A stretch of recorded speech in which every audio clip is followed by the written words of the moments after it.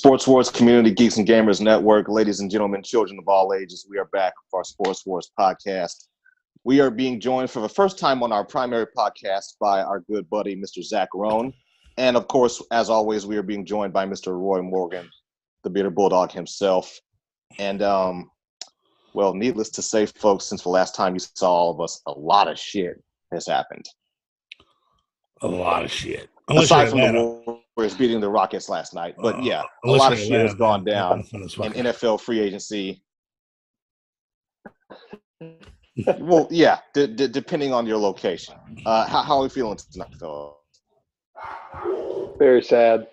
I almost feel guilty asking that now that I think about it. How terrible! I apologize. It hurts every day. I'm good. No major trades made in Atlanta. Sorry, Zach. We still have all of our wide receivers. And now I realize that the New York is kind of. I'm sorry, it still hurts.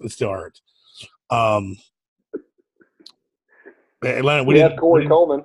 Yeah, I mean he was solid once he found a home. I mean he was living out. Corey Coleman was living out of a suitcase for like 18 months there, wasn't he? But I mean, you signed Golden Tate, dude. Golden Tate.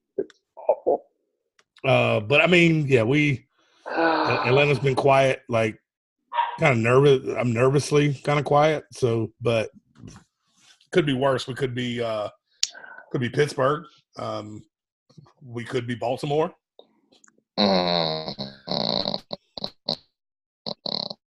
Okay.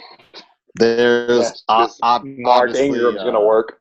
Yeah, obviously a whole lot has been going on. We are going to cover some of the primary stuff, which is our due diligence to do so since we haven't been here in quite a while.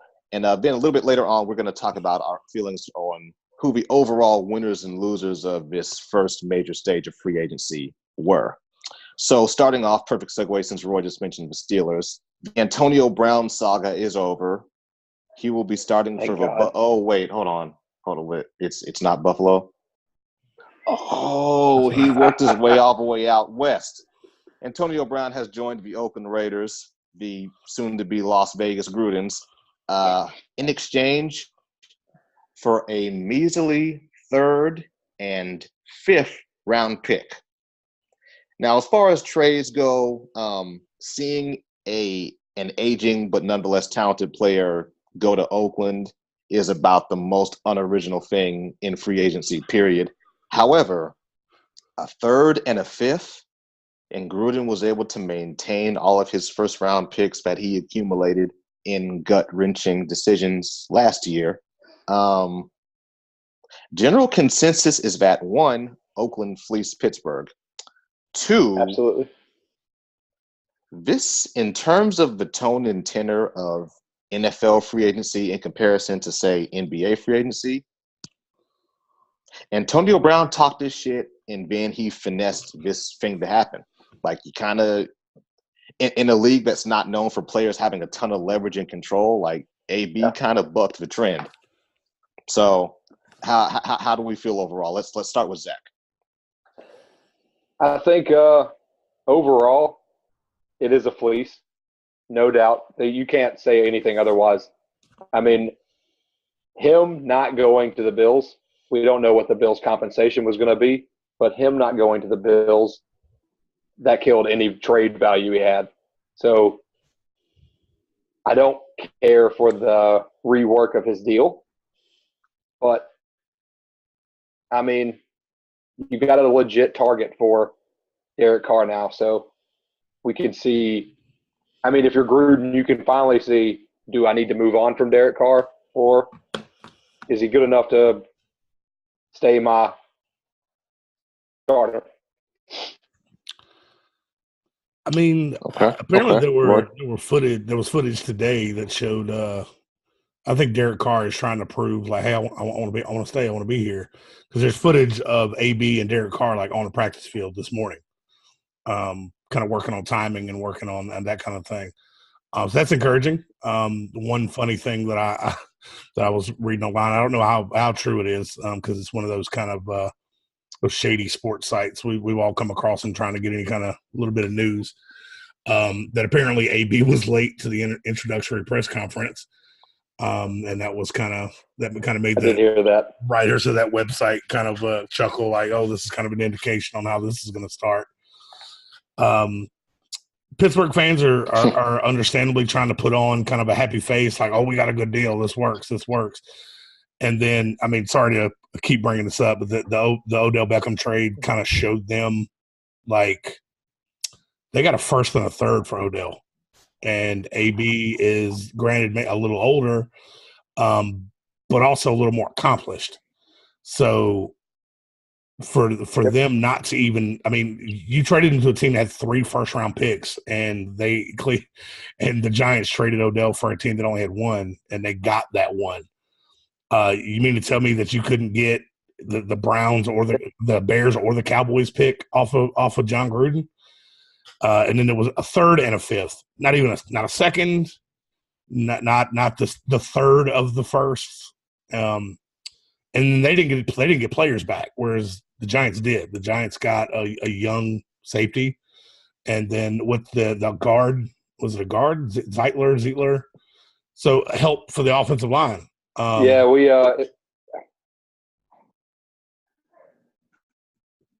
I mean, he got some. The Giants didn't. It's tough when you trade the best player on your team. I think the Steelers did that because it ain't anybody on that defense. They traded Antonio Brown and got they got a third and a 5th round pick, meaning a guy who might not even make the team. So, yeah, they basically got an Amazon gift card and a parking pass to Six Flags in return for Antonio Brown. And Gruden is kind of doing his little chuckle that he does, that everybody made fun of him when he traded Amari, but he got a first round pick for it. Everybody made fun of him when he traded Khalil and got a first round pick for it, but he somehow managed to get Antonio and didn't have to give up any of those picks. Now they did sign that big ass contract that's insanely guaranteed, which apparently also, from what I'm hearing, inspired Odell to ask for more and wants to get some more money guaranteed, which makes me nervous as a Falcons fan and Julio, who's looking to rework his deal. Which should also make Kansas City fans a little nervous because Tyreek hasn't got his big deal yet, so he's ready for that. Somebody's getting ready to back the truck up. That should explain to Kansas City fans who are bewildered at all their defensive talent suddenly departing. Yeah, they're free to have to pay to score points. Yeah, and it's not that complex. He don't want to get paid in scratch offs. No, or barbecue. As far as AB to Las Vegas, and Zach and I were kind of chuckling about this before we started recording. The prowess of this move from a standpoint of actual competition, one, let's be honest, there's really no expectation for the Raiders, even post-Fist. There's an expectation for them to be entertaining and for them to make a begrudging effort to still sell tickets in Oakland for another year. But in terms of actual competition, no. However, with regard to the offense being functional, getting AB doesn't really mean shit until we find out what version of Trent Brown we're getting. Are we getting New England Trent Brown? Are we getting San Francisco Trent Brown? Or are we getting diarrhea in Tennessee Trent Brown? Which one is it going to be?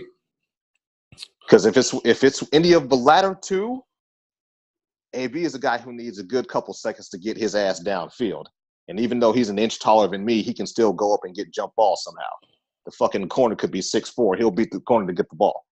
But Derek Carr has to have time. He hasn't had time in 2 years, and the dude is still coming out of his post-injury jitters.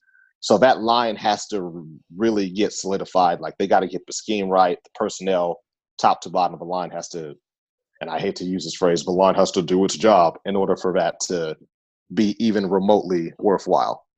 Otherwise, if AB gets frustrated, you can't expect Derek Carr to throw the ball 50 yards down the field if he's looking out of his ear hole.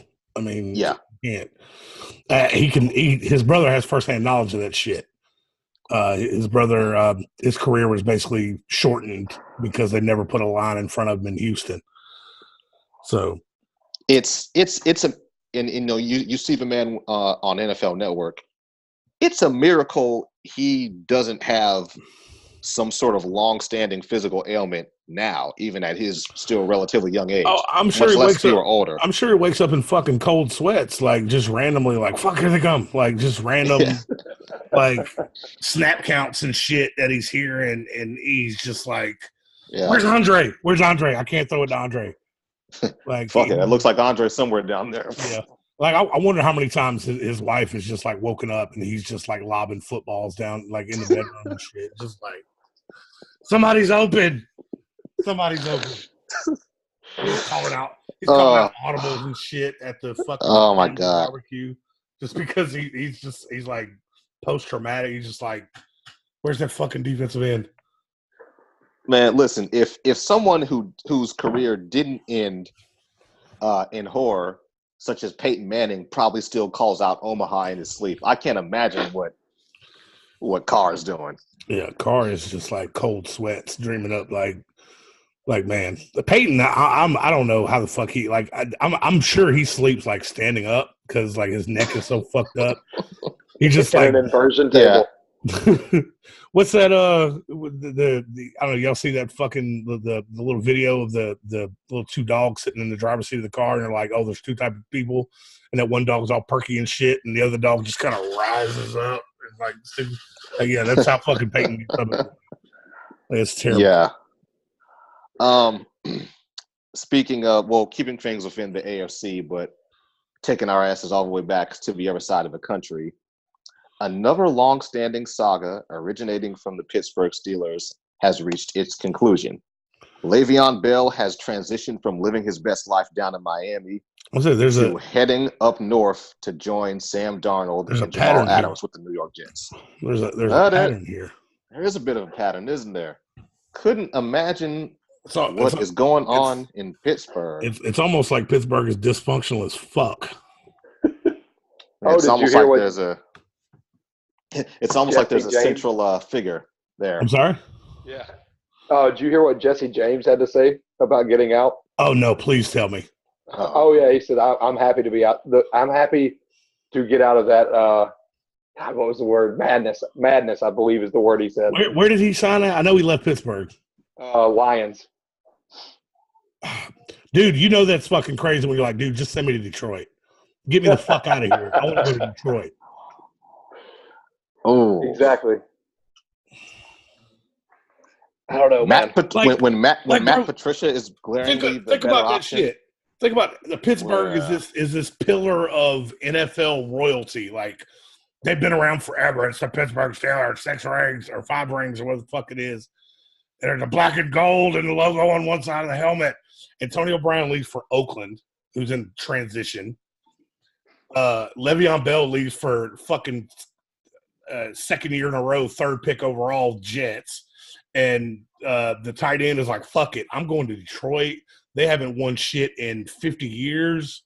Like they haven't won a championship since it was called the Super Bowl. Just get me the fuck out of Pittsburgh. Dog, that's how bad it is. Like they're not like, hey, winning cures all, except in Pittsburgh. Winning doesn't cure shit. No. Like there's not enough fucking kielbasa's and beer and like fuck Pittsburgh. Go ahead. I'm sorry. Go ahead. No problem. But yeah, I pretty much had it narrowed down to either the Jets or the Colts. And I thought that maybe a sleeper in all of it, maybe Philly, but they're shoring up other issues on their roster right now. But the Jets are by all indication they are trying their damnedest to not be New England's bitch anymore. Like they're legitimately trying to put something together, and I don't know who can be mad at it, to be honest. Like, I mean. The team that surprised me that snuck in there at the last second was Baltimore. They kind of surprised me, and I thought it would have been a very interesting pick for Bell. because it would just been. I mean, it was to me, it was equivalent to the Earl Thomas and San Francisco rumors. It was just a chance for him to stick it to their old team twice a year. So I mean, Bell going to the Jets, just it didn't really. I mean, they were the favorite kind of all along, and there were sprinkles of the Jets and then the Colts and the I think the 49ers got brought up.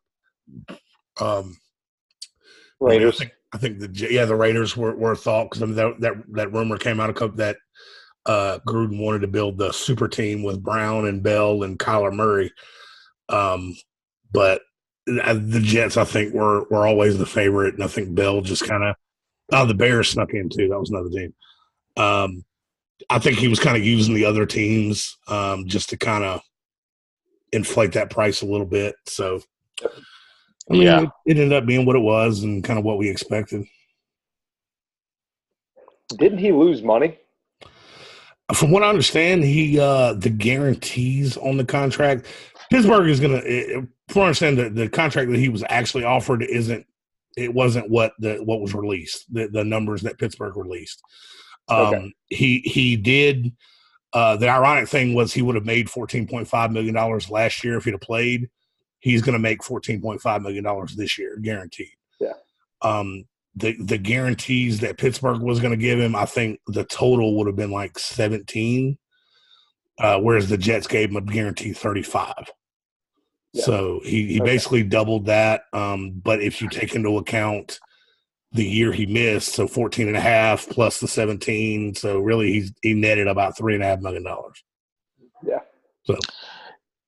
It seems like, well, maybe not for Jesse James, but in the two predominant cases, Le'Veon and Antonio going to just, I won't say greener pastures necessarily, but just a different situation. Fucking peaceful pastures. Just off the top of your guys' head, what do you think the kicker is in Pittsburgh? Is it Big Ben? Like, is it Tomlin? Yeah. Is it a mixture of different things? Like, what's the deal? I think it's. Honestly, I think it's Big Ben, and I think it's Tomlin not putting his fucking foot down. Tomlin let this shit get out of hand. There's usually in the locker room there's only room for at least one alpha, and I think Ben's kind of the fucking GM and owner are on record as Ben's. I mean the statement that it's Ben and 52 kids is that's all you needed to hear. Like, okay, it's God. It's not, Ben and Mike working together. Oh, no, it's Ben babysitting.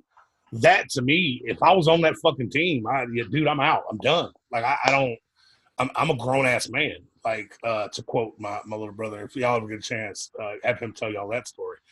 The 52 kids thing kind of like, dude, like that shit is crazy. So, I mean, it's Ben. He's kind of let the ego get to him, not realizing that first Super Bowl the defense carried him, and then the second Super Bowl, not to mention some questionable calls. Yeah, and then the second Super Bowl, San Antonio, what the fuck? Santonio Holmes. Steelers, yeah, Santonio Holmes kind of bailed him out there. So I mean, and the miracle James catch was a fucking miracle. Yeah. So I mean, Ben's kind of his ego is. A little bit out of control. He's got the franchise, the whole franchise kind of hanging on his every word. I mean, you remember 2 years ago, and he was like, "I think I'm going to retire," and they basically had don't do it. And then the next year, after the previous offseason of him going, "Oh no, I'm thinking about going," then they draft a quarterback, and then he gets on the fucking radio and is like, "I just think we could have used that pick for something else." Like, bro, you just threatened to retire, and you're pissed that they are thinking past you. Like, that's the kind of dude Big Ben is. I couldn't imagine having to work with a dude like that. Like Bell, I mean, and Bell, I mean, there's a reason Ben's never had to deal with contract shit. You don't hear Ben arguing with management because they don't argue. They take care of Ben. They're not taking care of Bell. Brown watched how many of his buddies get ran out of town. Mike Wallace, Emmanuel Sanders, just because they're like, we're not negotiating with them, and Ben's like, time for me to get paid. Oh, come on, Ben, let's go have lunch. And I mean, it's right now. It just seems in Pittsburgh, it's Ben and the help. and that's what it is. It's Ben in the help. Yeah, it is. Yeah, and that's kind of. I mean, can you blame guys like Bell and Brown for kind of getting alienated? I know I talk a lot of shit about Brown being kind of a diva, and what Ryan Clark has gotten on TV and said, like, dude, they knew that when they paid him, like before he got paid. That Ryan Clark said, like, you give this dude money, he's going to show his whole ass, and that's exactly what they did, and that's exactly what happened, And so now with Ben, it's Ben and the help, and they're not going to take care of anybody else, and that's what ran Bell out of town because he's like they're gonna ride me till the wheels fall off, and then they're gonna be like, oh well, we're done. We've got James Conner now. You've blown out your knees trying to take care of the franchise, so we're done. I mean, look what they did the same thing to Jerome Bettis. They rode him till he damn near collapsed, and then fuck you Bettis, you're out. Here's Willie Parker. They got rid of Willie Parker, then drafted Rashard Mendenhall, used up Rashard Mendenhall, and then, you're gone to Arizona, fucker. And then they drafted Le'Veon Bell in the second round and tried to ride him right before Bell gets set to hit free agency, James Conner. So this is a story. This is constant. It's continuous cycle. This is a constant thing. Yeah. For my money, I try to take the blatant Big Ben is a jerk stuff with somewhat of a degree of salt or a grain of salt. But here's the deal: the 52 kids comment, but also more specifically all the back and forth, just the nature of the banter when he goes on local Pittsburgh radio and just goes on his whole soapbox, and everybody's like, oh yes, Ben, yes, you're right, Ben. Okay, one, you guys are coddling this dude for him to be this big tough bad guy, and two, the generational cultural gap between Ben and his guys and like Brady and his guys, for example, is a fucking galaxy. Like Tom Brady is on fucking Snapchat and he's listening to Lil Yachty. Like he literally has a consultant to teach him about all this, current contemporary shit, and you're so not that he can relate to his guys. Ben is doing none of that shit. And see, I actually heard they were interviewing, I forget who it was, but they were interviewing a guy who had played for both Pittsburgh and New England. It wasn't James Harrison. It was a younger guy. Because, James Harrison's probably like 6 minutes younger than Tom Brady. And they were interviewing him, and they were like, well, what's it like to you go in that locker room and Tom Brady's there? And the funniest line I heard was that Tom Brady walks up to the guy and was like, hey, I'm Tom Brady. And the dude's like, yeah, I know. And he introduced himself. Like, dude, that's like, I mean, honestly, that's like fucking Denzel walking up to you and go, hey, I'm Denzel Washington. Like, dude, yeah, I fucking know. I mean, I know who you are, fucker. And so, like, the fact that he walks up to all these new guys, I mean, it makes me dislike Tom Brady a little less. I still hate the fucker. But it's still, like, for him to walk up. This much. Yeah, he moved up this much. For him to still walk up to that, like he walked up to like Sony Michel's first round pick, like, hey dude, I'm Tom Brady, and Sony Michel, of course, was like, yeah, dude. So I mean, that makes me makes me hate him a little less. But I don't get that vibe from Ben. I just like, Ben, you get that vibe that he's like, the quarterback sit here, you go sit over there with the other wide receivers, and so I don't. Yeah, speaking of Denzel, you think back to the scene at the start of American Gangster before Frank Lucas is Frank Lucas, and fucking bum ass Tango says, "Hey, go get me a light." Yeah, who the fuck are you? Like, nah. So yeah, that's kind of where I am with that. Obviously, there's a lot of banter about where they're going to be from a competition standpoint, losing those two guys. But that dialogue has shifted dramatically, obviously, in the last 36 hours. Competition in the AFC North, which is currently under a hostile takeover by the Cleveland Browns, who acquired, Odell Beckham Jr. from the New York Giants. I'm going to go ahead and shut up and just give Zach the floor. It hurts a lot because you could tell he loved New York. But the best way I've seen it described is we weren't going to win with him just as much as we aren't going to win without him. Right? So either way, we're going to lose. Either way, if Eli is terrible next year, which he's going to be, we're going to lose. Why waste another year? Why continue to pay him? Because he probably already had that in his mindset that he wants his deal reworked after Antonio Brown got his new deal. That was probably already set in motion. Right. We got great value.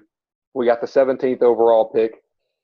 We got a third-round pick. It's not their third round. It's the later of the two, but it's still a third-round pick. Isn't it the Chiefs pick? I think it is. The Chiefs pick that I want to say that was turned into Patrick Mahomes. Ooh. Oh, that's bad. Yeah. And then Jabril Peppers is great. You know, it pains me because we just got another box safety.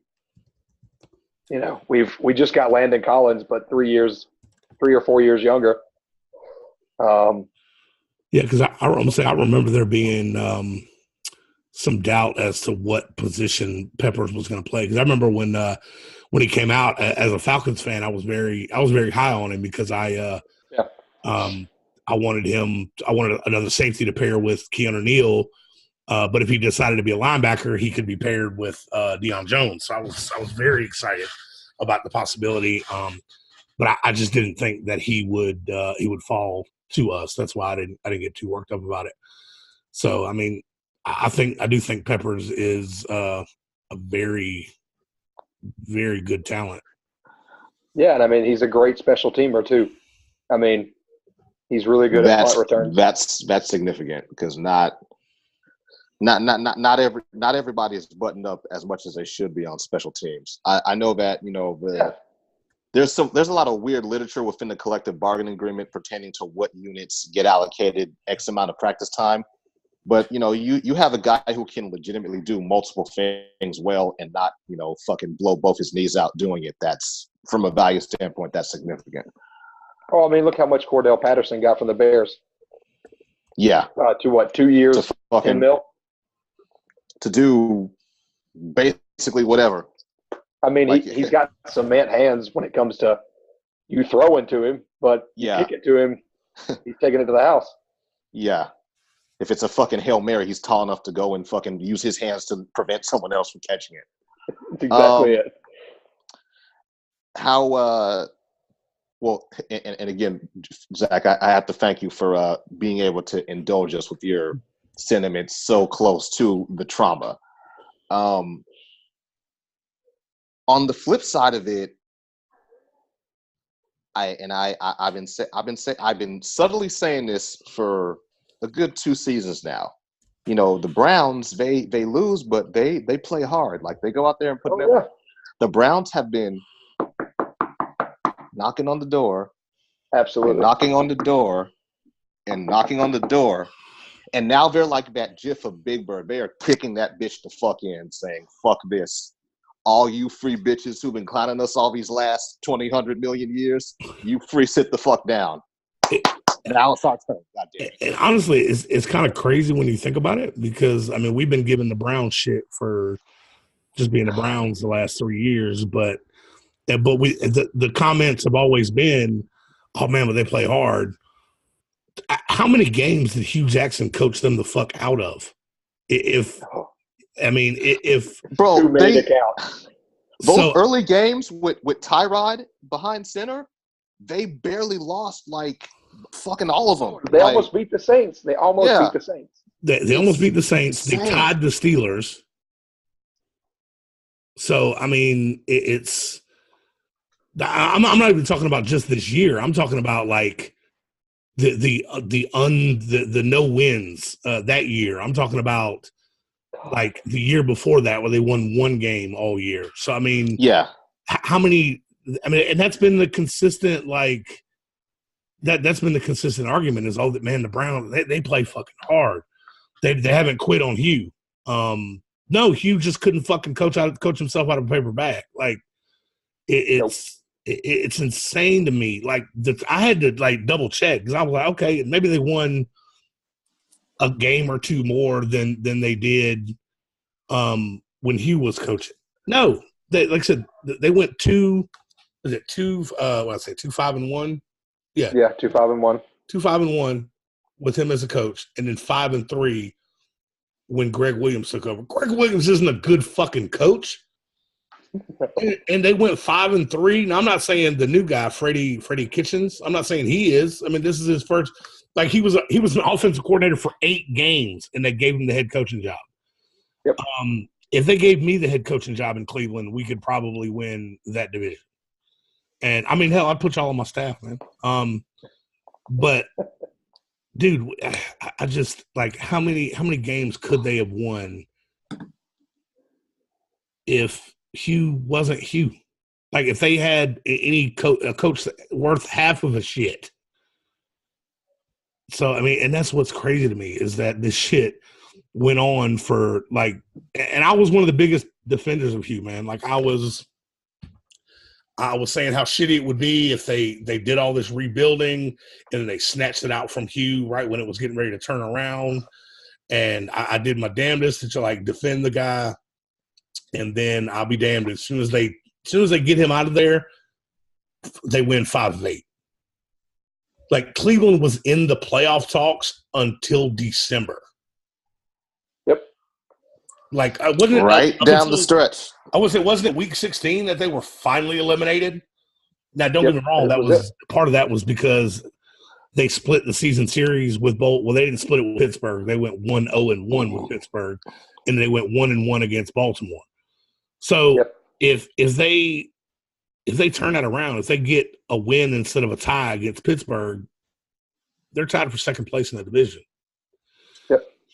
And talking about Cleveland turning around, I actually said this in the group earlier. Are there 2 teams in the NFL who lost more in free agency or this offseason than Pittsburgh and Baltimore? Sure. And is there any team that gained more than Cleveland?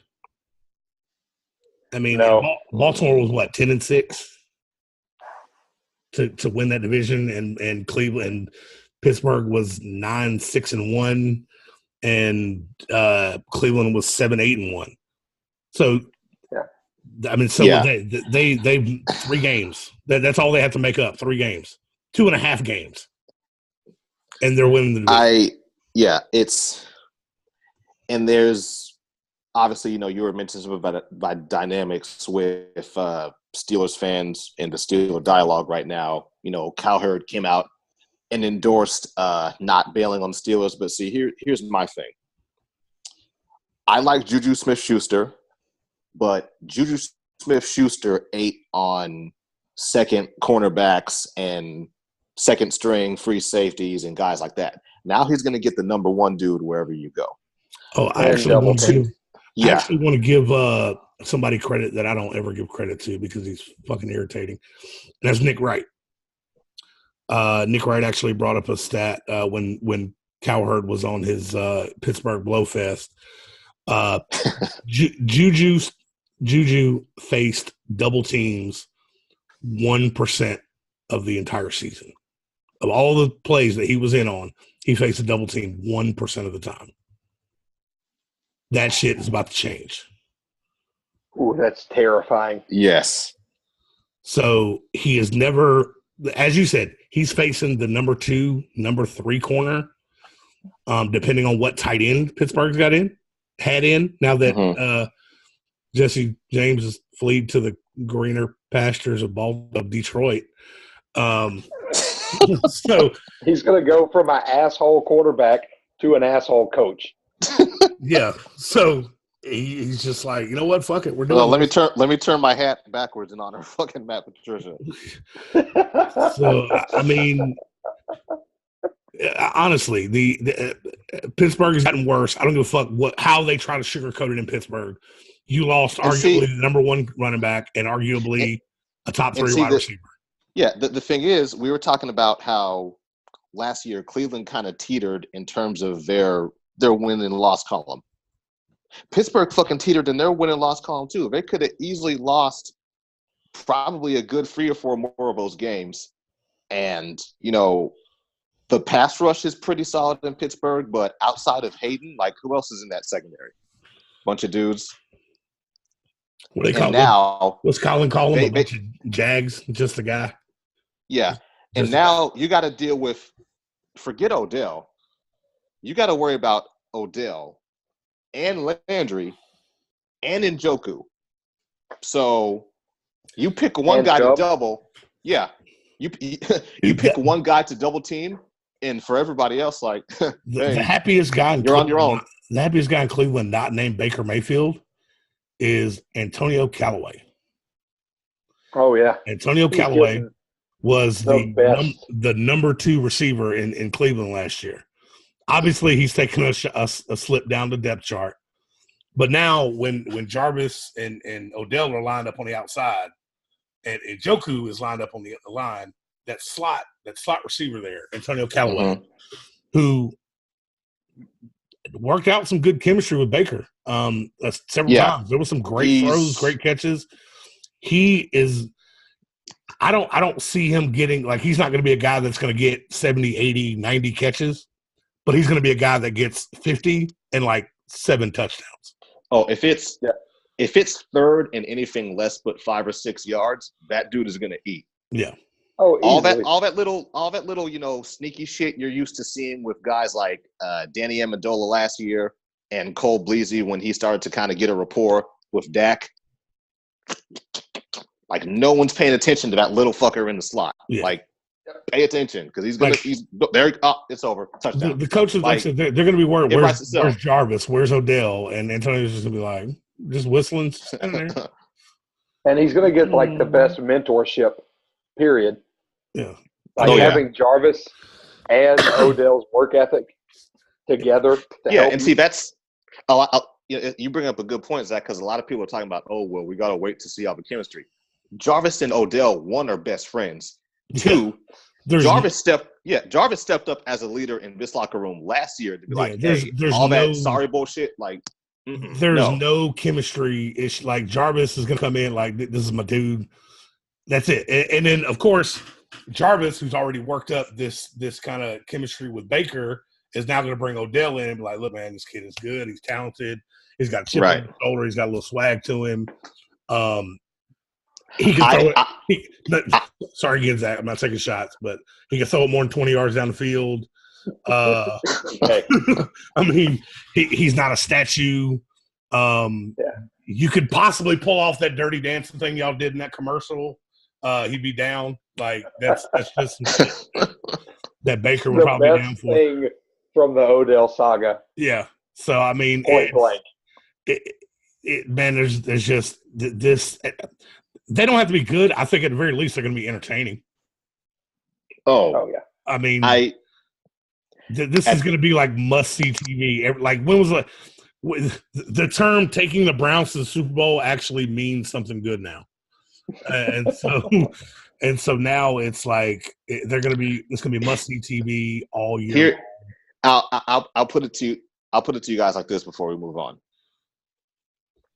How many times has Bill Belichick lifted a finger in preparation for a game against his beloved Cleveland Browns in the last, 20 years? Never. I know they had that one random ass loss back in 2020. Yeah, I get it. But all the other fucking times, no contest. Yeah, I agree. Now, Bill Belichick looks at this shit. He looks at the matchup. Sorry. Prepare for that same route. And Joker's going to run that way. If the Dark Lord himself is preparing for fucking matchups, like his ass is right now, you're going somewhere. That means you're decent enough to probably make a wild card at least. Cleveland's gonna be fun, man. Cleveland's gonna be a lot of fucking fun to watch. Yeah. And like to to echo Roy's sentiments from our Sports Wars group on Facebook, Cleveland fans, talk your shit. By all means, it's time. Please talk your shit. Like, y'all have had Pittsburgh just hanging their balls over your head the last 50 years. Like, dude, talk your shit, please. So please do that shit. I will say, on the flip side, though, their window is very small. They have a very small window. They have to pay Garrett. The year after you pay Garrett, you're going to have to turn around and pay Baker. And who was that defensive player they got last year in the draft? The corner? Yeah, he's like a shutdown corner. Fuck, man. Denzel Ward. Ward. You're going to have to pay both of them in the same year. Your window is very small.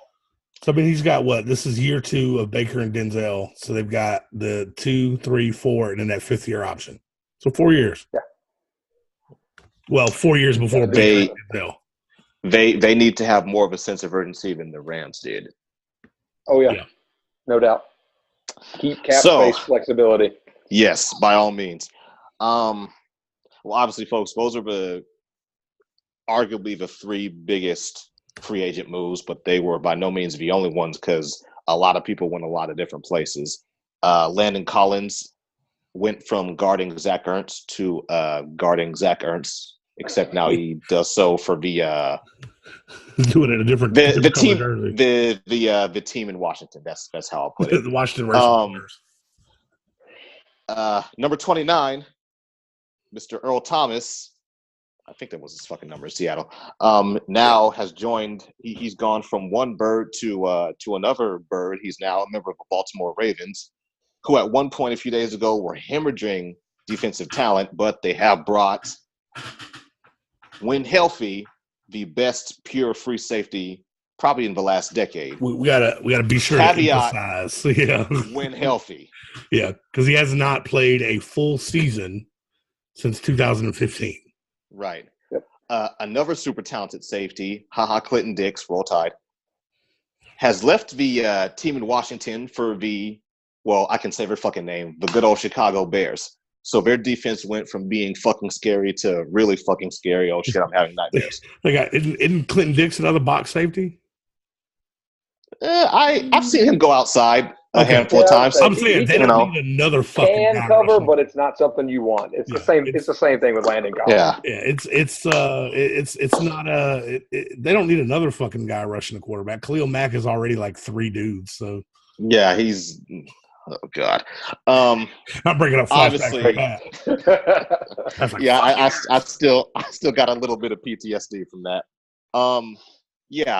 Just a lot of underrated moves as well. So if you guys had to definitively pick a winner and a loser amongst all this stuff, one team for each, who would it be? Let's start with Zach. Winner, Browns. I mean, they upgraded their defensive line with Vernon easily. Right. And then the wide receiver core of Jarvis and Odell. It's ungodly. Yeah. I'm not going to go with a popular pick for loser with the Ravens. I definitely don't like the Mark Ingram signing. I think his name's Gus Williams. Looked great last year. You know, ride the Gus bus. Don't have Mark Ingram out there looking like Eddie Lacy in about 2 years, which is probably what's going to happen. Oh. I'm going to go with the Colts. As losers? All that money. Yes. All that money. And you sign bunches to $13 million for 1 year. To be fair, the wide receiver outside the 2 trades, the wide receiver market was not a good one this year. They need defense, and they did nothing for it. But they definitely should have. They definitely should have made a run at D Ford. Justin Houston is still out there. That's true. Darby is still out there. Still out there. Let's see. We don't talk about Ziggy. Yeah, I was just looking at before we started. I was looking at the big names still available. Justin Houston being the biggest one. And Ndamukong Suh is still out there if he floats your boat or sinks it in some case. Darby's still out there. Oh shit, he is. Yeah, he hasn't signed with the Chiefs yet, but that's Zach Brown ending. Bryce Callahan. There's still some defensive talent out there to go with an incredibly deep draft of defensive talent. I agree. That's one of the big things about this year's draft. The quarterbacks don't really impress. To me, this is one of the worst running back classes I've seen in forever. Especially when you compare it to last year. Holy shit, it is terrible. But the defense, like they're talking about, you can get like a first round talent edge rusher in like the third round this year. Oh yeah, I mean the talent is deep as fuck on defense this year. Probably one of the deepest defensive drafts I've ever seen. To Chris Ballard's credit, there are a lot of mediocre scouts and GMs who are going to look better than what they really are. Oh, absolutely. Oh, John always licking his chops. Yeah, but yeah, man, it's a lot of solid defensive talent. There's no if I'm kind of with you, Zach, in that if they kind of let this first kind of over, because the first week of free agency, it's always like just a bunch of guys getting over fucking paid.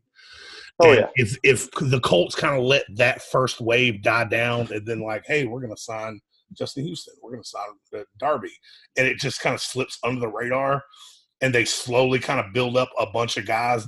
We can't forget they still have I forget his fucking name. What's the linebacker? The one that was he rookie of the year? Floyd. The Colts linebacker. Leonard. Darius Leonard. Yeah. I know exactly who you're talking about. His name is. It's escaping me. Don't fucking get pissed off. Darius Leonard. Darius Leonard. Yeah. Okay. Yeah, that's he was almost rookie of the year, man. They do have talent there. Maybe they can talk. What's this fucking face? The one that retired at the halftime of week 1 with the Bills last year. Maybe they can talk him out of retirement and coming back. There's still some talent out there. There's still some talent to be drafted. Chris Ballard, like I said, man, he worked magic in the draft last year. He may be able to do it again and pull some guys at a lower price. So I'm not ready to write the Colts off quite yet. But I, as far as like the loser of the NFL, the free agency goes, I'm going to jump on that bandwagon. The Ravens lost 4 starters and replaced him with a 30-year-old safety that hasn't been healthy in 4 years. They also signed Mark Ingram, which I don't. The price that they got Mark Ingram for is not terrible, but at the same time, he's a 29-year-old running back that's had 2 1,000-yard rushing seasons, and he's had Drew Brees as quarterback, so they've never had to key on him his entire career. Whereas now in Baltimore, they are going to be dead in on the running game. Fuck it, make Lamar Jackson beat me through the air. I'll let Lamar Jackson throw for 300 yards. So he's not going to get 1,000 yards in Baltimore. So that's the biggest loser to me. Winners, I'm not going to call the Browns the winners of free agency because they really only made one signing, and that was Sheldon Richardson, which I think is a good one. Oh no, I think it is too. But all this attention that the Browns offense is getting, people still aren't mentioning Kareem Hunt, which is insane. Yeah. Who's there? But they also they got the trade with the Giants that they combined with the Odell Beckham trade. So they got Vernon at defensive end. They got Sheldon Richardson at defensive tackle, and they still got Myles Garrett, who's still a beast. But if we're going just throwing shit against the wall, man, I would say the Jets. The Jets were the most active to me. They filled a bunch of needs. They got Bell, who kind of, he's going to take some pressure off of Darnold, which is more than Crowell was doing to me. The teams weren't really scared of Crowell, where they're going to be more scared of Bell. They're gonna be paying more attention to Bell, and so that's gonna give Darnold kind of time to throw to Crowder. Who, I mean, this is the kind of offseason, this is kind of fucking free agency we've had. If I'm giving the team the winning free agency is the team who signed Jamison Crowder. I mean, maybe San Francisco with the D Ford, but that was a trade. It was a trade. Well, I guess I guess I'll go ahead and segue into my winners and losers. My winners are first, and my second winners are going to throw both you guys for a loop. So my conventional winner is San Francisco. I like the acquisition of Quan Alexander and D Ford to go with that front seven. You know, DeForest Buckner, Solomon Thomas. Like those guys are going to really be able to get after the quarterback. And like I tend to say, where there's smoke, there's fire. I absolutely believe every conspiracy about Arizona drafting Kyler Murray. He's a young, quick, mobile kid. You need guys who are mobile to get after him, and obviously to get after Russell Wilson. Although I think Russell Wilson is probably more in a position to school him than Kyler is. The other winner for me, and this is real abstract, so bear with me, Kansas City. Now, you guys are probably thinking, what the fuck is this guy talking about? Audience, allow me to explain. Obviously, Eric Berry went through his personal health journey. All the respect and love in the world to that man. He has absolutely nothing to prove, but he is getting up there in age. He hasn't been able to stay healthy for coming up on a solid 2 years. And even against a tired, hobbled Gronk, who he absolutely owned in week 1 last year, in the AFC Championship, he struggled mightily against him. Yeah, you're right. Seeing the departures of D Ford and of Justin Houston, again, guys who are not exactly young, they're trying to clear up space because they got to pay a bunch of pieces on their offense because, let's be honest, they win by scoring a lot of points.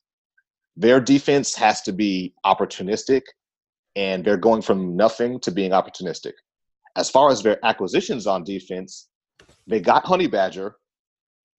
They stand a good chance of getting Ronald Darby, who's pretty underrated. Like, you look at some of his highlights from Philly, like against Des Bryant before he left the Cowboys. Yeah. The kid can play. Absolutely. But most importantly, not even a player. They went and got Steve Spagnuolo, the architect of 18-1. So regardless of the personnel, that defense is going to have a whole new approach and mindset. Now, as far as my losers, both of you guys are going to love this. The Minnesota Vikings. They lost free agency. Forget about letting go of Sendejo and Rimmers. Motherfucker, you lost free agency when you signed that massive contract, $84 million guaranteed, to diet water, non-sugar having, non-carb, organic cornflakes, Kirk Cousins. Y'all lost before the shit started. The only motherfucker that thinks mayo is spicy. like, bro, like that contract is gonna kill them for like. It's awful. Like, shout out to Aaron and his Bears, because I know he's gonna get to this part and just grin from fucking ear to ear. Yeah, I mean it's crazy because the Vikings did like nothing besides. I mean they re-signed Anthony Barr because he got cold feet going to the Jets. They basically let guys go because they couldn't. A huge deal. Yeah, he walked away from. I mean, he came back to and then the comment he had. Oh, it was like marrying the wrong woman. Like, what the fuck? Like, all right, bro. There's an analogy for you. So yeah, man. I mean, I'm very. I've been beating this fucking drum, this Kirk Cousins drum, for like 2.5 years.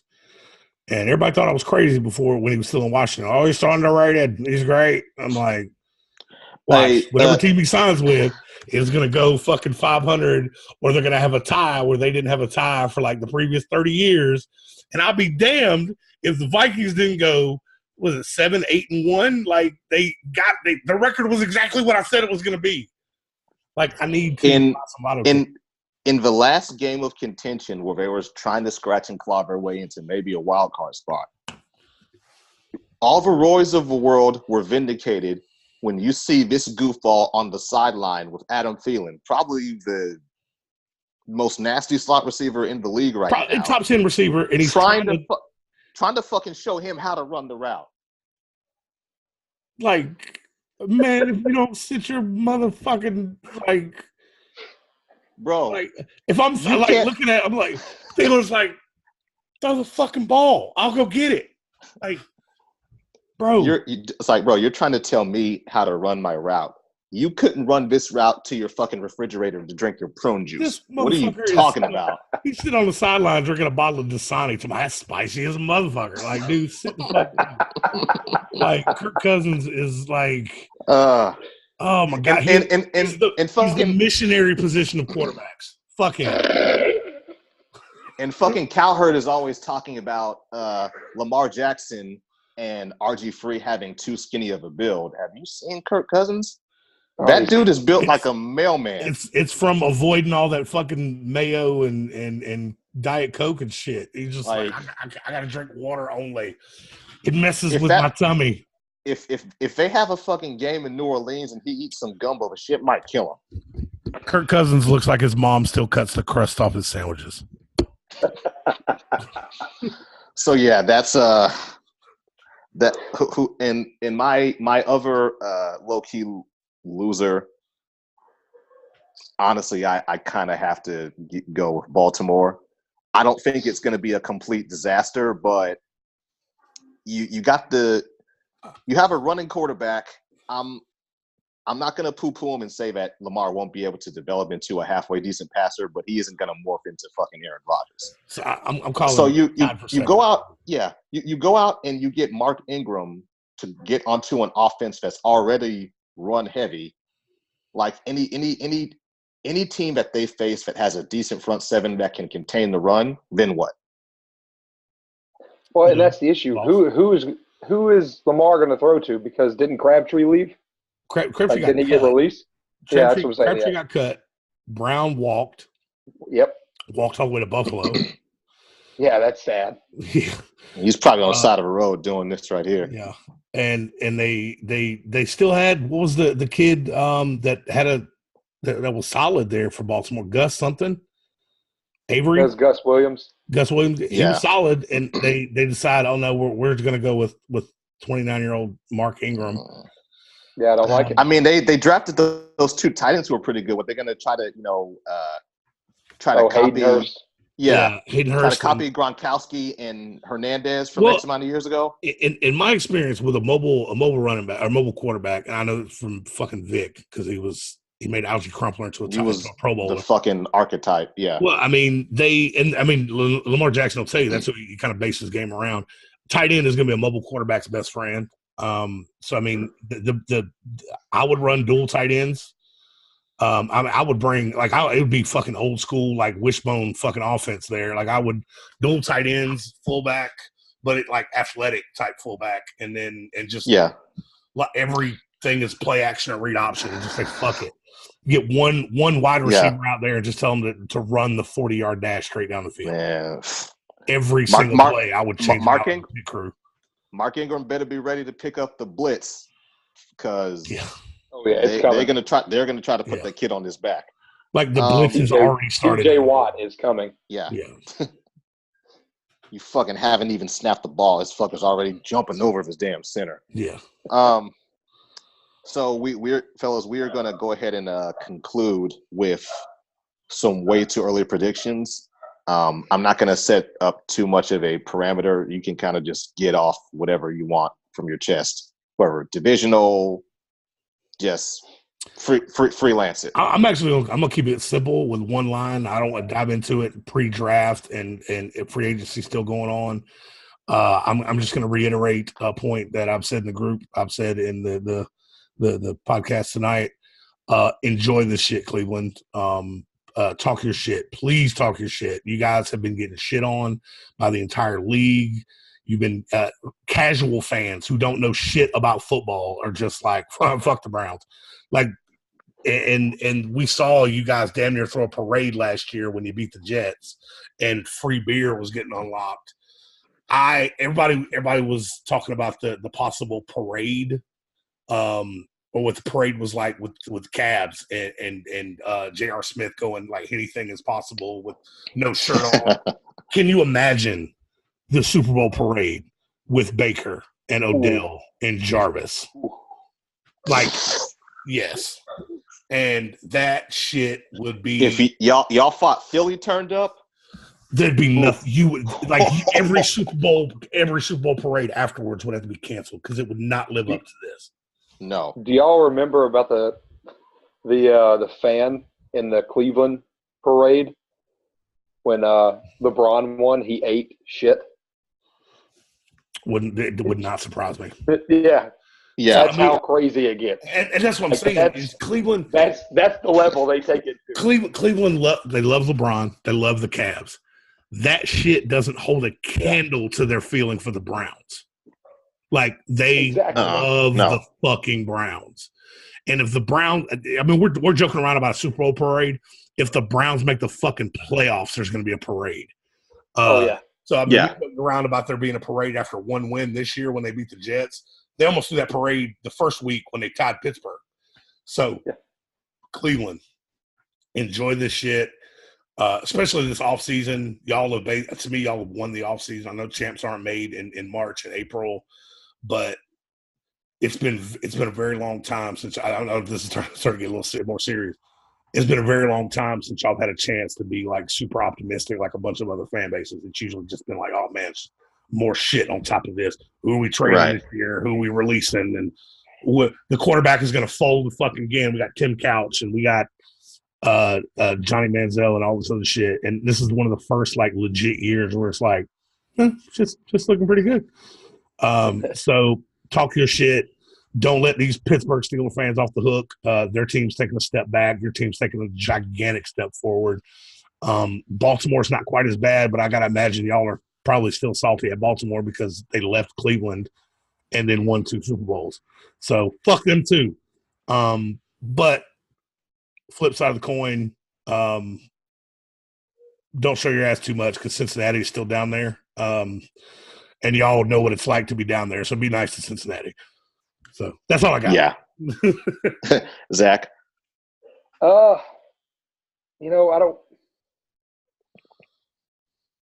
Your 2020 first selection overall will be held by none other than the Baltimore Ravens. Damn. Oh. That's my prediction. The worst thing, worse than Miami? That's true. They don't have. I forget Miami exists. I know. So, to be honest, so does Miami. Yeah, I forgot they don't have a quarterback. Yeah, even Teddy Bridgewater was given the opportunity, like, hey, we're going to give you double the amount of money to come down to Miami, and he was like, I'd rather hold a clipboard in New Orleans. Yeah, we get to stay in air conditioning out here. I get to know what all my ribs feel like. I don't know. As far as it comes to a positive prediction, I think the Browns are going to make the playoffs. It's going to be a great thing. I'm going to go back negative. Rams probably miss. Ooh. Yep. I'm going to throw some spice out there. Ooh. They lost 2 guards with a running back with arthritis in his knee and a quarterback who cannot throw under pressure. Oh no, I'm definitely I'm a firm. I'm on that train with golf, man. Like golf, like I was one of the kind of lone holdouts. Like, oh man, give him a chance. He's looking good. I was right there with you. And then the Super Bowl happened, and I'm just like Pat. I know you don't watch a lot of baseball, so I don't know if you're familiar with the term. That was called the yips, when a guy can't make a throw to like second base, And he just, like, there was a baseball player who played for the Yankees for a while named Chuck Knobloch who used to have it. Like, he had a fucking block. Like, you go to throw to first base, and it would sail. The throw to first base, you have to be able to make that throw, especially as a second baseman. I think Goff has got it, man. I think that Super Bowl is, I guess, another, I think I mentioned it to somebody else. I think Jared Goff is going to be Nick Anderson. For any of the sports fans that aren't as old as the three of us, Nick Anderson was a shooting guard for the Orlando Magic in the 1994 NBA Final, 95 NBA Finals. It was Orlando Magic versus the Houston Rockets. Game 1, it was a tie game. Nick Anderson goes to the line. Nick Anderson is like a 90% free throw shooter. Goes to the line, tie game, with like 5 seconds to go. 2 free throws. He misses them both. He gets his own rebound. He bricks the shit out of both. He gets his own rebound and gets fouled again and goes back to the line and bricks 2 more free throws. His career is never the same after. You can actually see it. If no shit, dude, I had to look this up because I thought the fall was bigger in my mind. If you look it up, go to I think it's prosportsreference.com. They have a basketball section. Look up Nick Anderson. The year after the 95 finals, his free throw percentage bricked down into the 60s. From an 80% free throw shooter to insane. Just think of the transition of the imagery of what happened in that postseason. Think of his steal from Jordan, that image, while he was wearing Jordan 10s, by the way, transitioning to him going to the line, and you're watching my fucking, how old was I? Like 9 years old at that point. I'm thinking, thanks for making me feel Nick Anderson has these 2 free throws. Yeah. And like, dude, that's the fall that I see from Jared Goff. And here, and you really have to think about it. Like, we know how to attack Goff now, and I mean, you lose your two of your best guards, and granted, their backups were pretty much starters for a couple of games throughout the year, but you lose your two best starters, you're not going to be the same. I actually want to make a quick correction to the Nick Anderson story I was just telling. He was not like a career 90% free throw shooter. He was actually a career 70% free throw shooter. But the year after, still pretty damn high. Oh no, the year after, he went from the year of the 95 finals, he was a 69% free throw shooter, or 96 finals. He was a 69% free throw shooter. The year after, he bricked to a 40. Ooh. He became a 40% free throw shooter. Ooh.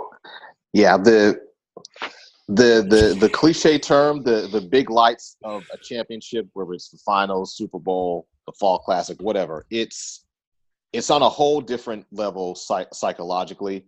And honestly, from a game standpoint, like, we all know Super Bowl 53 was basically a fucking dud, but the mental and psychological advantage was so much on New England's side. Now that when you really examine it, it's crazy. It was a home game. It was literally a home game, which is fucking – I'm not even going to get off on that tangent. So, as far as my predictions, speaking of our buddies up there in Massachusetts, good old Boston,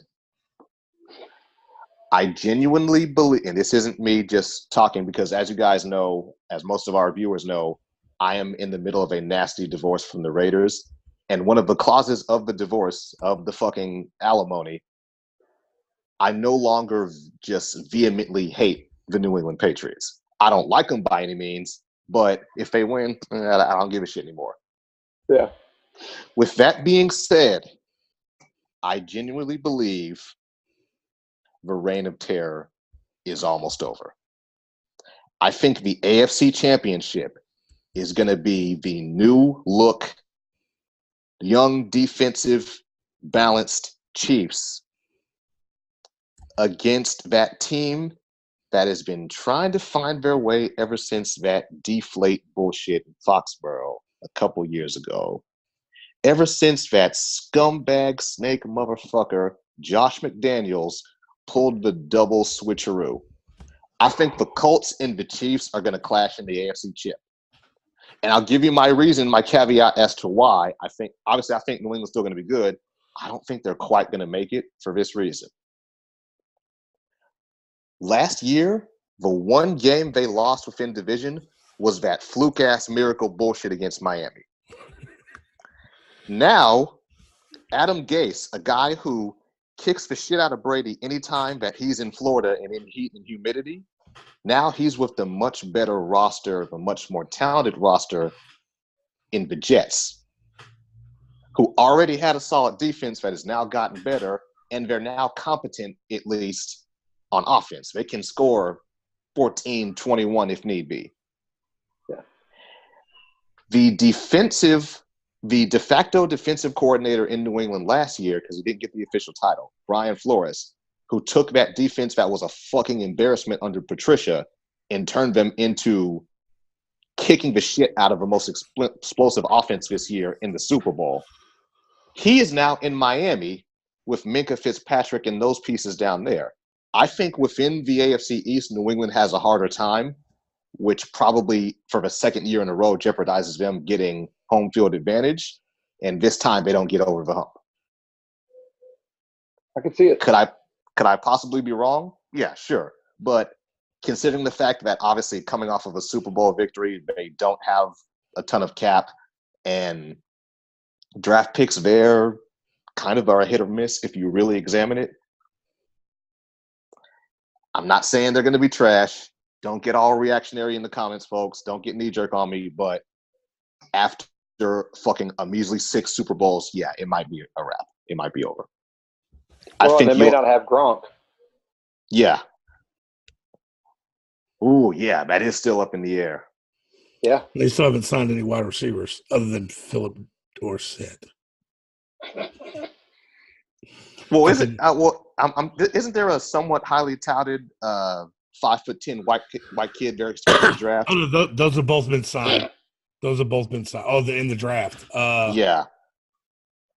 I forget his name, yeah, but there's that hold kid, on. We were actually talking about it. What's fucking crazy? I think he went to UMass. Like it's all like it's there. Story writes itself. Like, no, let's see. What the fuck is his name? We were actually talking about it. Because he was we were bringing up the Georgia secondary and the amount of teams that have the leading receiver from each game that Georgia played. And there was one game. Okay, there it is. Andy Isabella. That sounds like a fucking that's him. Patriot receiver. Georgia played 14 games, and of those 14 games, there was only four teams that had a receiver over 100 yards receiving, and Andy Isabella he got 219. Ooh. Yeah. Now, granted, the fucking game was 66 to 27. This kid. Yeah. Now, folks who are going to be watching this on YouTube as opposed to the audio, tell me this kid doesn't look like fucking Danny Amendola version 3.1. He looks like Belichick made him in a fucking lab. Like Belichick, he was like, "Give me a little Welker DNA. Let me get some Amendola on the side. Let me get some Edelman sprinkles because he didn't play quarterback. It can't be too tall, you know. We brought Randy in, and Randy was really great, but it didn't really end up working out in the long run. Like I want a wide receiver that could catch a BB in the dark, but needs to get a stool to get cookies off the refrigerator." So yeah, man. All this talk about Tom Brady being the GOAT. This dude is 6'5", and his receiver is 4'2". He's just checking down. Yeah. Just throw it down to him. Like, why are they covering him? Because he started the fucking play in Tom Brady's pocket. Just ran in between his legs.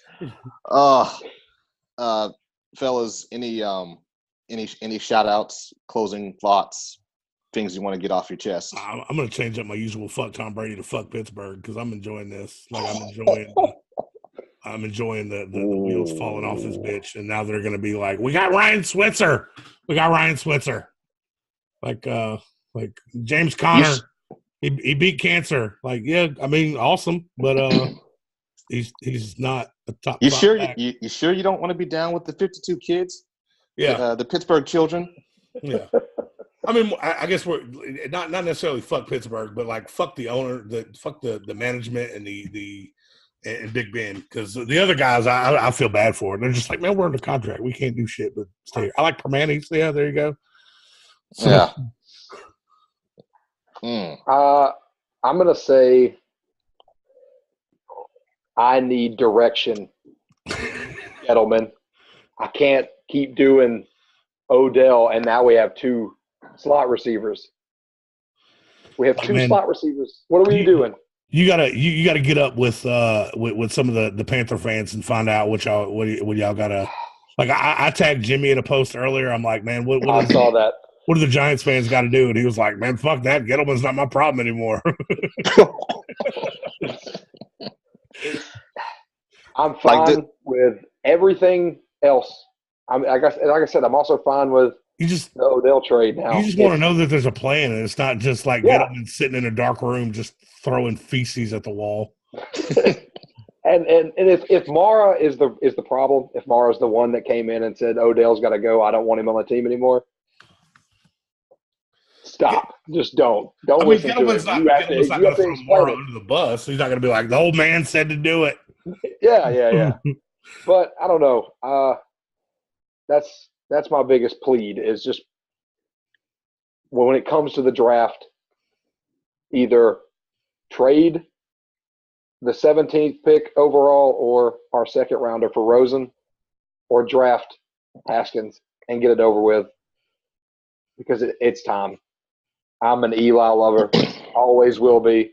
He is my guy. Sometimes you gotta close that book, man. You just gotta close that book. But it's over with. Nothing lasts forever. You know, things. It's run its course. My shout out again for our friends in Massachusetts.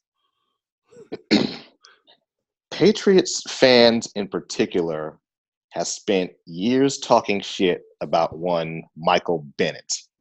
Because if you remember, at the end of Super Bowl 49, the Patriots are in the victory formation after that fucking – not going to get into it. There's some pushing and some shoving and some shit starts getting talked. Next thing you know, you see Michael Bennett throwing kind of a smack fist, half fist type thing at Gronkowski. They're fucking down on the ground tussling. It turns into some bullshit, and then the bad guy Marshawn goes out to break up the altercation. You missed that, media.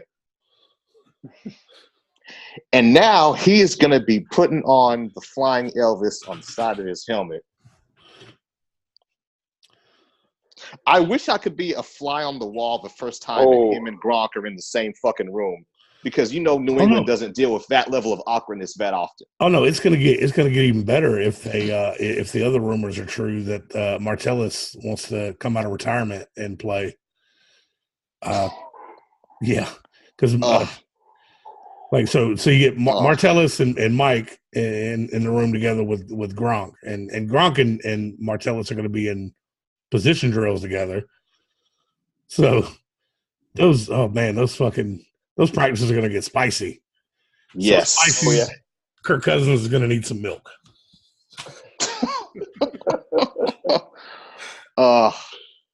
And the drama ensues, and if it doesn't ensue, we'll be here to cover it. That's all we got for you this week, folks. Obviously, there was a whole lot that we covered and got into. As news continues to break, we will be bringing it to you. And as we get closer to these NBA playoffs, we definitely will be talking a lot. For those who don't know, from our Sports Wars group, Zach is our primary NBA guy. So we're hoping to get him back to discuss the ins and outs of what's happening. Houston is kicking the shit out of everyone in front of him, and I'm starting to get a little bit jittery, just a tad bit. I must admit. I'll give you a point to where you one little spice nugget. Since the All-Star break, Harden is shooting 29% from three. No, 23% from three.